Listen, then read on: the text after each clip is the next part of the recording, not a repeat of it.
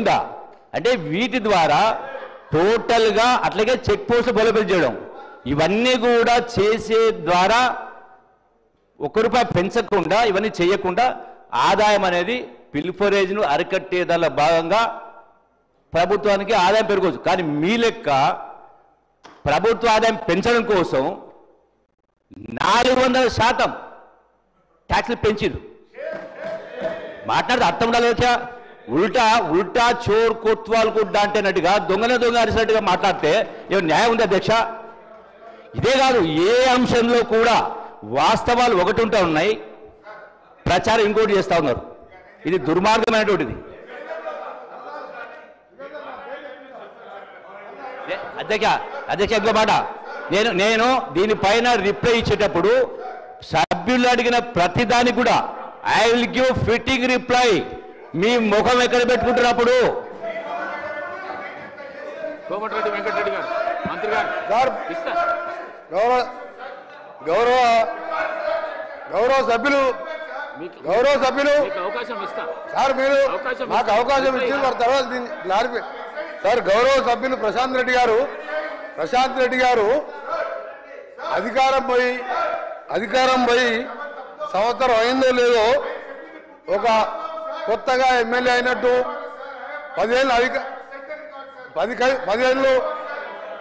ఏళ్ళు అధికారంలో ఉండి ప్రశాంత్ రెడ్డి గారు మాట్లాడిన మాటలు చూస్తుంటే కొత్తగా ఎమ్మెల్యే మొదటిసారి వచ్చిండు సభకు, ఆ విధంగా మాట్లాడడం చూస్తే నిజంగా బాధేస్తుంది అధ్యక్ష. 10 ఏళ్ళు అధికారం ఉన్నది వాళ్ళే.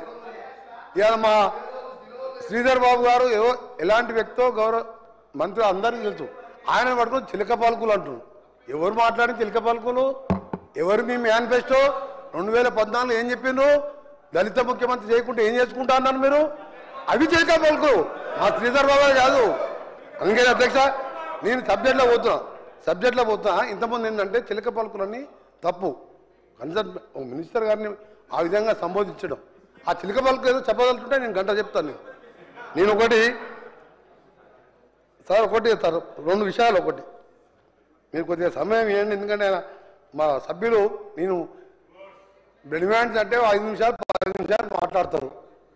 ఏదో మొత్తం 10 ఏళ్ళల్లో బ్రహ్మాండంగా అన్ని రోడ్లు వేసేసినాం అంటే ఇప్పుడు మాకు పనే ఉండకపోతుంది. నాకు ఇవాళ 6,600 కోట్ల రూపాయలతో ఇవాళ టెండర్లు పిలిచి సగం 15 నెలల్లోనూ ఇవాళ సగం వర్క్ గ్రౌండ్ అయినాయి, సగం అగ్రిమెంట్ స్టేజ్లో ఉన్నాయి.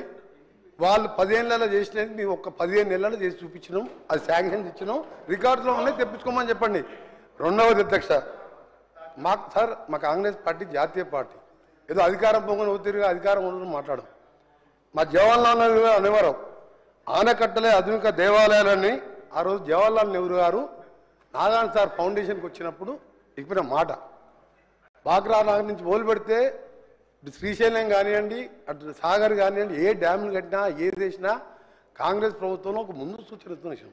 అలాగే ఆనకట్టలే కాదు, రోడ్లు కూడా దేవాలయాలు లాంటివి అని మా కాంగ్రెస్ పార్టీ నమ్ముతుంది. ఎందుకంటే ఈరోజు అంబులెన్స్ ఆకుండా వెళ్ళే రహదారి ఉంటే ఒకరి ప్రాణం నిలబడుతుంది. ఒక మనిషి ప్రాణం పోతే డాక్టర్లు డబ్బు మందులు తీసుకురాలేవు. అలాగే ప్రయాణికులు మా దివంగత శీలా దీక్షిత్ గారు 3 సార్లు ముఖ్యమంత్రి గారు ఢిల్లీలో ప్రయాణికులు ట్రాఫిక్ సిగ్నల్ లేకుండా చూడకుండా ప్రయాణించే ఫ్లైఓవర్ నిర్మిస్తామని శీలా దీక్షిత్ గారు ఒక సమావేశంలో చెప్పి మెట్రోని వరల్డ్ క్లాస్ మెట్రో ఢిల్లీలో కంప్లీట్ చేయించి సిగ్నల్ ఫ్రీ రోడ్స్ అన్ని కూడా చేసి ఢిల్లీలో మొదటి స్టార్ట్ చేసాం. మన ఇలా హైవేల మీద కానీ రోడ్ల మీద పెట్టినప్పుడు అధ్యక్ష ₹1 పెడితే తిరిగి మనకు ₹3 వస్తుంది. ఎట్లా వస్తుంది? ఆ గ్రామాలలో రోడ్లు ఉంటే పరిశ్రమలు రావడం, లోకల్గా ఎంప్లాయ్మెంట్ రావడం. ఇలా నల్గొండకి వెళ్ళి హైదరాబాద్ రావాలంటే 2 గంటలు పడుతున్నది. అదే రేపు 6 లేన్గా ఇవాళ మేము ఒత్తిడి తీసుకొచ్చి టెండర్ స్టేజ్ తీసుకొచ్చినాం. వాళ్ళు అప్పుడెప్పుడు హైదరాబాద్ విజయవాడ 6 లేన్ గురించి మాట్లాడలే. నేను జిఎంఆర్ని తీసేపించి కొత్త డిపిఆర్ చేయించి 3వ నెలలో టెండర్ పిలుస్తున్నాం. అదే 40-50 నిమిషాల్లో అవుటర్ రింగ్ రోడ్ ఎక్కుతాం, పని చూసుకొని మనం నల్గొండకి వెళ్ళిపోతాం. ఇవాళ అందరూ కూడా హైదరాబాదు, సికింద్రాబాదు, సైబరాబాద్తో పాటు ఇవాళ ఫోర్స్ ఎందుకు వచ్చింది అధ్యక్ష? నీకు రోడ్ ఫెసిలిటీ మంచిగా ఉంటే పని చూసుకొని మళ్ళీ కరీంనగర్కో నిజామాబాద్కో వెళ్ళిపోతాం. ఆ విధంగా ఆలోచించి ముందు చూపుతోని ఒక హ్యామ్ ప్రాజెక్టు 2016లో గవర్నమెంట్ ఆఫ్ ఇండియా NHA వాళ్ళు మొదట హ్యామ్ ప్రాజెక్ట్ దాని ద్వారా మేము కూడా ఒక్కొక్క ఎమ్మెల్యే ఇచ్చి నాకు ఈ రోడ్డు కావాలి కాదు. ఇవాళ సిద్దిపేట, గజ్వేల్, సిరిసిల్లలో ఎన్ని రోడ్లు వేసుకుంటూ తర్వాత నా స్పీచ్లో చెప్తాను. నేను ఫామ్ హౌస్కి ఏవి 600 కోట్లు తీసుకున్నో డీటెయిల్ మీకు వర్క్ వైజ్ చెప్తాను. కానీ నేను చెప్పేది ఏంటంటే వారు గంట 10 నిమిషాలు సభనితో పాటు ప్రజలను కూడా తప్పుదో పట్టించిన కానీ ఈ విషయాలు చెప్తున్నాను. నల్గొండలో చేపట్టిన వర్క్స్ అన్ని కూడా TUF IDC municipal public health వాళ్ళు చేపట్టిన రోడ్లు అయ్యాయి. నేను నల్గొండ నిన్ననే వచ్చిన అధ్యక్ష, Nalgonda to Devarakonda Delhi double road వేసినట్టు నేను రోజు నిన్న కూడా ఆ ఏరియాకు వేసిన దాన్ని నేను మొన్న ఒక నెల కింద దాన్ని డబల్గా మార్చి రోడ్ వేయించినా ఇంకా బిల్లు కూడా ఇవ్వలేము. అంటే వారు చెప్పిన ఒక్కటి ఎగ్జాంపుల్ చెప్పాలంటే అబద్ధాలని చెప్పకూడదు కానీ కొత్తగా ఎమ్మెల్యే 5 ఏళ్ళు ఆర్ఎండ్బై మినిస్టర్ వ్యక్తి ఈ విధంగా మాట్లాడడం కూడా బాధ అనిపించింది నాకు. ఇవాళ 15 నెలలుగా RRR సంబంధించి ఒక విషయం చెప్పాలి అధ్యక్ష. అసలు వాళ్ళకి మాట్లాడే హక్కు లేదు RRR మీద, కానీ చెప్పవలసిన బాధ్యత నాకున్నది. RRR సంబంధించి వీళ్ళు చేసింది అధ్యక్ష, ఆ రోజు ఓన్లీ పేపర్ అడ్వైస్ ఇచ్చి 3A వాళ్ళ టైంలో ఇచ్చిండు. 2017లో డిక్లేర్ చేసిండు. నేను ఇంతకుముందు చెప్పినా మళ్ళీ చెప్తున్నా, కావాలంటే ఢిల్లీ పోవాలా లేక నుంచి ఇక్కడ ఉన్న నేషనల్ ఆఫీసర్ పిలిపామంటే పిలిపిస్తా. 161AA నెంబర్ ఇచ్చిందా లేదా? అప్పుడే ఇచ్చింది అధ్యక్ష. కానీ ఎందుకు అప్రూవల్ కాలే? ఎందుకు రాలంటే ప్యాటేసి చెప్పాను. తర్వాత తెలుసుకున్నాను. 5 ఏళ్ళు R&B మినిస్టర్ను నేనై 15 నెలలు అయింది. 3 నెలల పార్లమెంట్ ఎలక్షన్ కోడ్ పోయింది. 12 నెలల్లో ఎన్ని వేల కోట్ల వర్క్ పిలిచినావు, ఎన్ని గ్రౌండ్ అయినావు? నువ్వు పోయి తెలంగాణ తిరిగిరా. ఒకటే ప్రతిపక్షంగా రాగా ఒక తీరాగా అధికారం. ప్యాటేసి అంటే project alignment and technical approval committee దగ్గర పెండింగ్లో ఉన్నది. ప్యాటేసీలో అప్రూవ్ అయితే తప్ప మేము పే చేయలేము రైతులకు. 88% జనవరి 2025 వరకు 88% కాన్సెంట్ తీసుకున్నాం రైతుల దగ్గర. ఎప్పుడైతే ప్యాటేసి ఈ అప్రూవల్ మొన్న 11th రోజు గడ్కరీ గారు కలిసినప్పుడు వారు ఏం చెప్పారంటే తప్పకుండా ఈ 2 monthsలో క్యాబినెట్లో అప్రూవ్ కావాలి, నేను చేపిస్తాను నేను అని చెప్పి వారు అందరు పార్లమెంట్ సభ్యులు ఉన్నారు. మా స్పెషల్ చీఫ్ సెక్రటరీ గారు ఆఫీసర్స్ ముందనే 2 hours రివ్యూలో చెప్పాను అని ఒకటి అడుగుతున్నా. 2017లో దీనికి కొత్త నెంబర్ ఇచ్చి రీజనల్ లింక్ రోడ్ అనౌన్స్ చేసినప్పుడు మీరు తర్వాత దాదాపు 6 ఏళ్ళు అధికారంలో ఉన్నారు కదా, ఎందుకు రీజనల్ లింక్ రోడ్ కూడా ఓన్లీ 3A వరకే మీరు అనౌన్స్ చేసి ల్యాండ్ ఎక్వేషన్ కానీ ఒక్కసారి ఆ రోడ్డు గురించి కానీ ఎందుకు మాట్లాడలే? ఇవాళ 2000 కోట్లు లోన్ తీసుకుని అక్కడ ఉన్నాయి, 1500 కోట్లు బడ్జెట్లో మేము పెట్టినాం. ఇవాళ ఎంత దాని గురించి ఎంత స్పీడప్ ఉన్నా government of India prime minister క్యాబినెట్లో అప్రూవ్ చేయాలి. మొన్న పోయినప్పుడు క్లియర్గా డిస్కస్ చేసినాం. దాంతోపాటు మీరు సదరన్ పార్ట్ గురించి జరిగింది, మీరు నార్దర్న్ పార్ట్ గురించే పట్టించుకుంది. దీని మీద కూడా దానికి ప్రైవేట్ కన్సల్టెంట్ ద్వారా అలైన్మెంట్ కూడా చేసి త్వరలో కేంద్రానికి పంపిస్తున్నాం. రెండవది అధ్యక్ష, గౌరవ సభ్యులు గారు చెప్పినట్టు స్టేట్లో సంబంధించిన మీరు వేసిన రోడ్లు వివరాలు తర్వాత చెప్తాను. కానీ మీరు ఎప్పుడు కూడా హైదరాబాద్ విజయవాడ రోడ్డు కావాలని కానీ 6 లేన్గా ఇవి ఇలా కల్వకుర్తికి వెళ్ళి శ్రీశైలం వరకు ఎలివేటెడ్ కారిడార్ కోసం ప్రతిపాదన పంపించి దాన్ని గడ్కరీ గారు కూడా డిపిఆర్ ప్రిపేర్ చేయాలి. తప్పకుండా దాదాపు 7000 కోట్ల ప్రాజెక్ట్ అది. ఏ విధంగా హైదరాబాద్ విజయవాడని డిపిఆర్ టెండర్ పిలిపించినాం.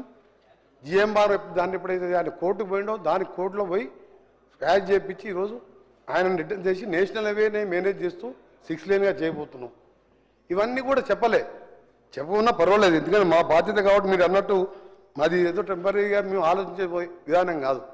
పర్మనెంట్గా ఇంతమంది చెప్పిన రోడ్స్ ఎందుకు ఇంపార్టెంట్ ఇంకెప్పుడు గతంలో నేను ఎప్పుడు చెప్తున్నా అధ్యక్ష, గౌరవ కేంద్ర గడ్కరీ గారు కూడా పోయినప్పుడు మాట్లాడుతాను. నేను డిస్కస్ చేసినప్పుడు చాలాసార్లు ఎంపీగా ఉన్నప్పుడు last 5 years America is great అని ఎందుకంటారు అధ్యక్ష? అమెరికన్ రోడ్స్ ఈజ్ గుడ్ అని. అమెరికాలో రోడ్స్ బాగున్నాయి కాబట్టి అమెరికా ఆ విధంగా డెవలప్ అయిందని చెప్పి ఇప్పుడు జాన్ ఎఫ్ కెనడీ గారు చెప్పిన మాట. రాజీవ్ గాంధీ గారు ప్రైమ్ మినిస్టర్గా ఉన్నప్పుడు కూడా రోడ్లు వేసినా డ్యాములు కట్టినా ఇది ప్రజల కోసం తప్ప కాంట్రాక్టర్ల కోసం కాదు.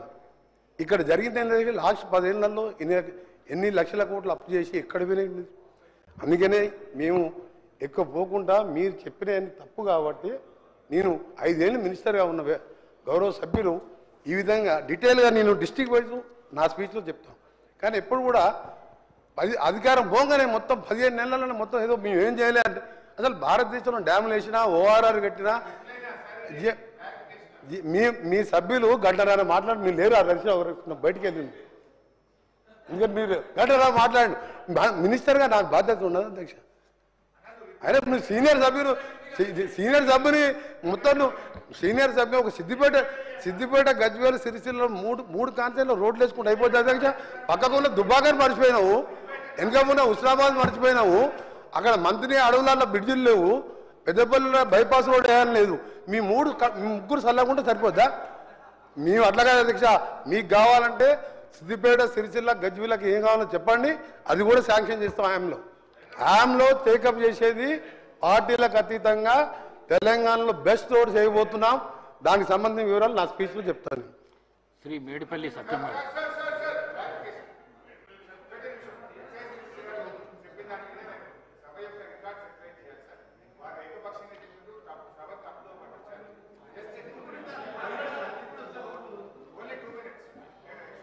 మీ పేరు ప్రస్తావనకు రాలేదు, మిమ్మల్ని ఏమనలేదు.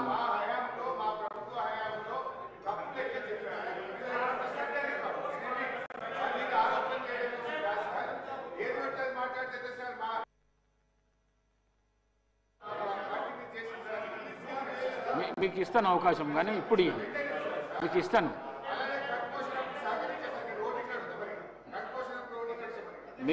మీకు ఇస్తాను అధ్యక్ష.